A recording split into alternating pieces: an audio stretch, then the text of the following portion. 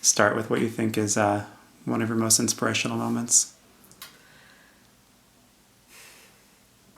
I was thinking about my first meditation retreat. I went on with Thich Nhat Hanh in Deer Park Monastery, and just north of San Diego, California, in 2009. And there were about somewhere between 800 and 900 people on this meditation retreat. It was 6 days. And what they do is you have the talks and you meditate during the day, and then in the evenings they break you up into groups. And that's the group that you meet with every night, and you sort of discuss what happened that day and how you're feeling. And so I went to this group, and the way that the group works is when one person talks, everyone is quiet and everyone listens, and no one is allowed to give that person feedback, advice, interrupt them. And then after they speak, everyone bows and looks at them in the eye, and then the next person talks. And I had never experienced that many people so engaged and present while listening to me speak before in my life.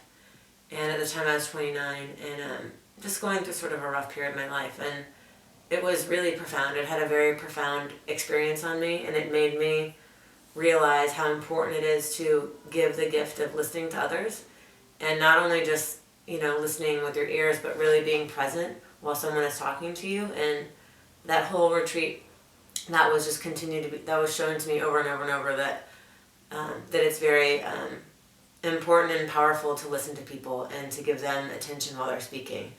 And it definitely changed things for me and my art practice at the time, and just in my life, and wanting to be able to show up for people in a greater capacity than I had been in the past. Cool. Yeah.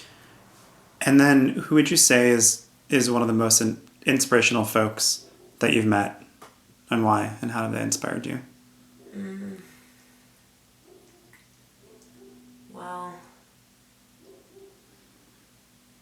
I guess I would say my brother, and obviously I grew up with him. He's 3 years younger than me, and when he was 15, he made a decision to go away to a military school because he wanted to learn how to fly airplanes. And he's just always been kind of a daredevil in that way. And he learned how to fly, and he went to this military school, and then he ended up going to the U.S. Naval Academy. He got an appointment to go there, and then went on to the Marine Corps from there. And it's just like watching somebody who has such fierce determination and isn't afraid to go after their dreams, like no matter how big they are. It's like trying to get into a service academy is a really big deal. Like you have to get an appointment from, political figures and all, like go through all these hoops, and you might not even necessarily get in. But at a young age, he was willing to just put himself out there and try no matter what. And he's always been like that. Like he always just, he's not afraid to live a really big life, and he's not afraid to fail. And